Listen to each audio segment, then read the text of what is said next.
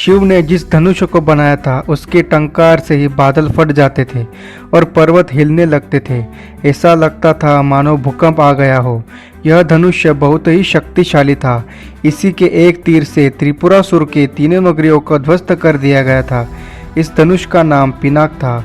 देवी और देवताओं के काल की समाप्ति के बाद इस धनुष को देवरात को सौंप दिया गया था। उल्लेखनीय है कि राजा दक्ष के यज्ञ में यज्ञ का भाग शिव को नहीं देने के कारण भगवान शंकर बहुत क्रोधित हो गए थे और उन्होंने सभी देवताओं को अपने पिनाक धनुष से नष्ट करने की ठानी। एक टंकार से धरती का वातावरण भयानक हो गया। बड़ी मुश्किल से उनका क्रोध शांत किया गया। तब उन्होंने यह धनुष देवताओं को दे दिया। देवताओं ने राजा जनक के पूर्वज देवरात को दे दिया। राजा जनक के पूर्वजों में निमि के ज्येष्ठ पुत्र देवरात थे।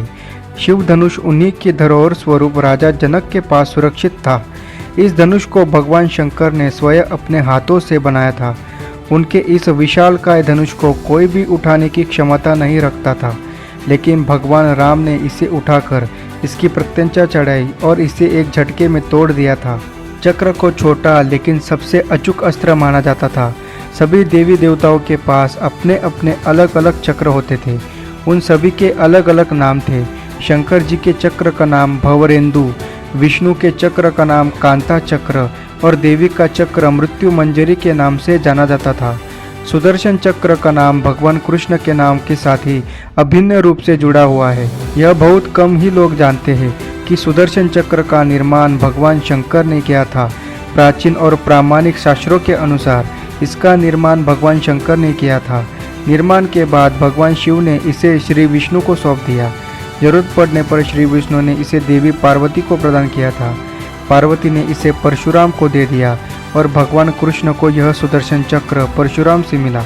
इस तरह भगवान शिव के पास कई अस्त्र शस्त्र थे, लेकिन उन्होंने अपने सभी अस्त्र शस्त्र देवताओं को सौंप दिए।